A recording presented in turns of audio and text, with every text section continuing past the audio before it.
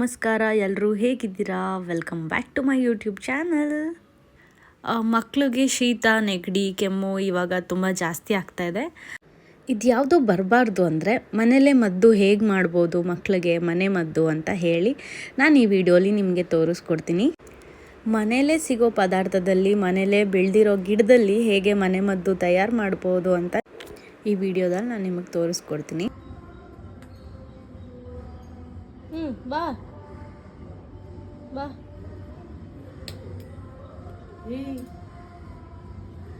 ತಿರ್ಬಿಡ ಕಣ, ಬೀಳ್ತಿ ಕಣ, ತಿರ್ಬಿಡ.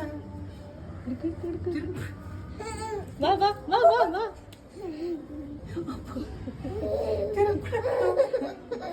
ಭಯ ಆಯ್ತು, ತಿರ್ಬಿಡ ಕಣ.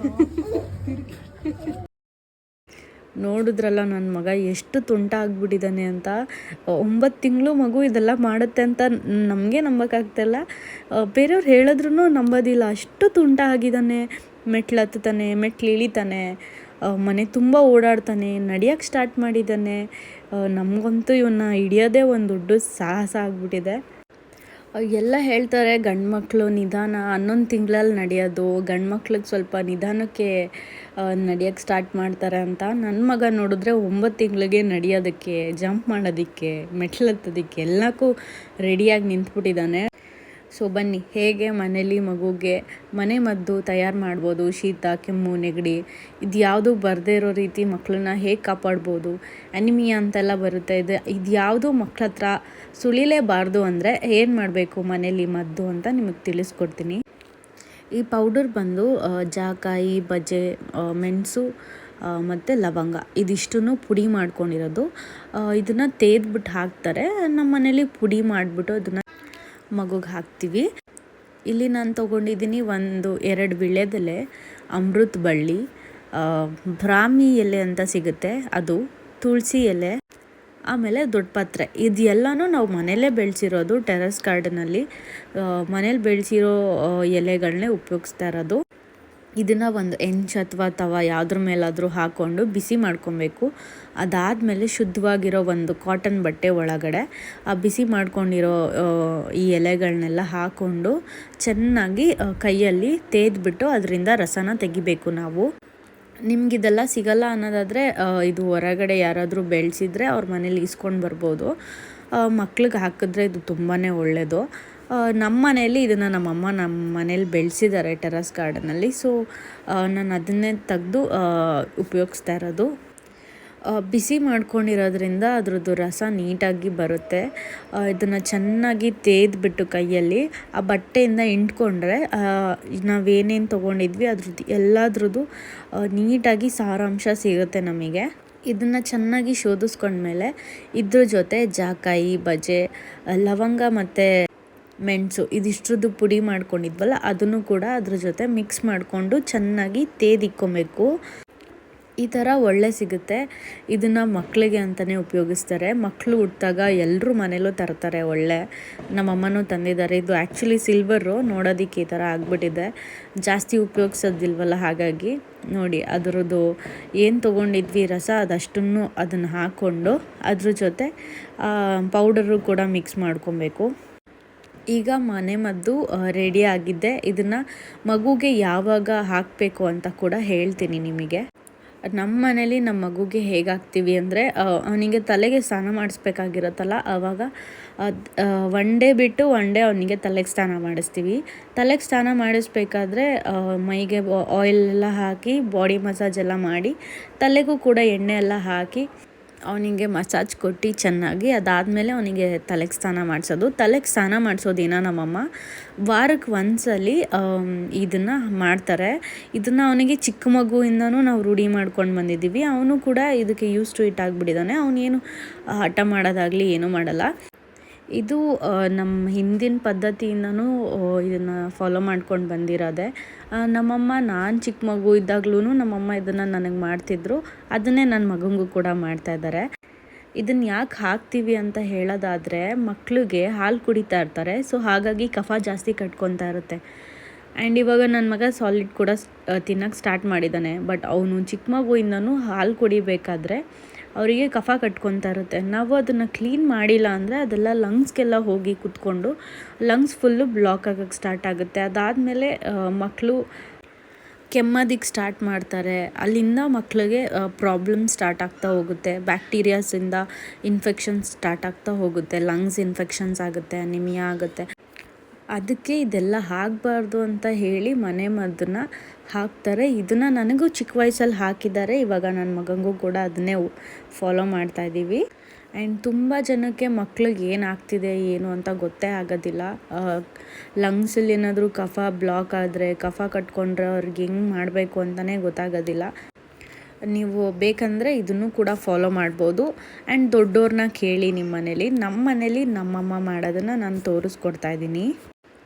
ಎಣ್ಣೆ ಎಲ್ಲ ಹಚ್ಚಿ ಸ್ನಾನ ಎಲ್ಲ ಮಾಡಿಸಿ ನಮ್ಮಮ್ಮ ಲಾಸ್ಟಲ್ಲಿ ಕಫ ತೆಗಿತಾರೆ ನನ್ನ ಮಗನಿಗೆ.